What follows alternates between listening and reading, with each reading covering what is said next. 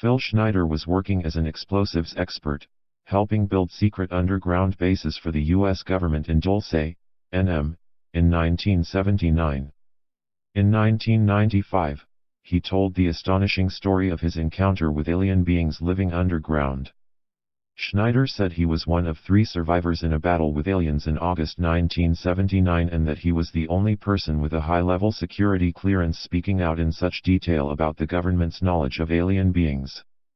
He was very critical of the government for keeping citizens in the dark, and gave many talks on his experiences in the 2 years preceding his death in 1997.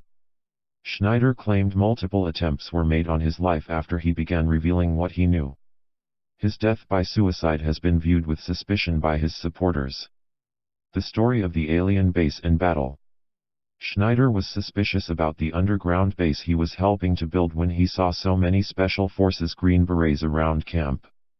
The work team drilled 4 large holes, the standard way to start construction. But what emerged from the holes was not at all part of standard procedure.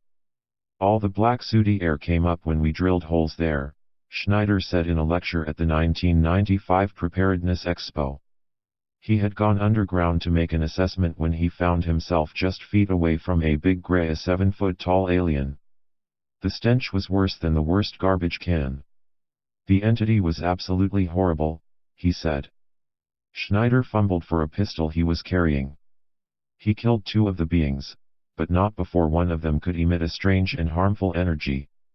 The alien made a sort of circular motion with his hand, waving it in front of his chest. Schneider imitated the action. The next thing I know, this blue beam hit me and just literally opened me up like a fish. He showed the audience his hand. The beam burned off some of the fingers on his left hand and hit his chest. It also burned his shoes off and even burned his toenails off. A Green Beret saved Schneider's life and lost his own in the process. He got Schneider into a lift and pushed the button to raise him above ground to safety. More than 60 people lost their lives that day, said Schneider. The other 2 survivors are living in nursing homes in Canada, he said. They are protected by the Canadian government and no American citizen, Schneider included, is allowed access to them. Schneider said this is because they were scared of being kidnapped. There's a war under there and it's been going on since that time, he said. He spoke of 1,477 underground bases around the world, 129 of which were located in the United States. Each cost $17 billion or more. He said the black budget, hidden from other U.S. government agencies and from the public, garners 25% of the gross national product. Military forces from multiple countries have been engaged in such warfare with aliens, he said.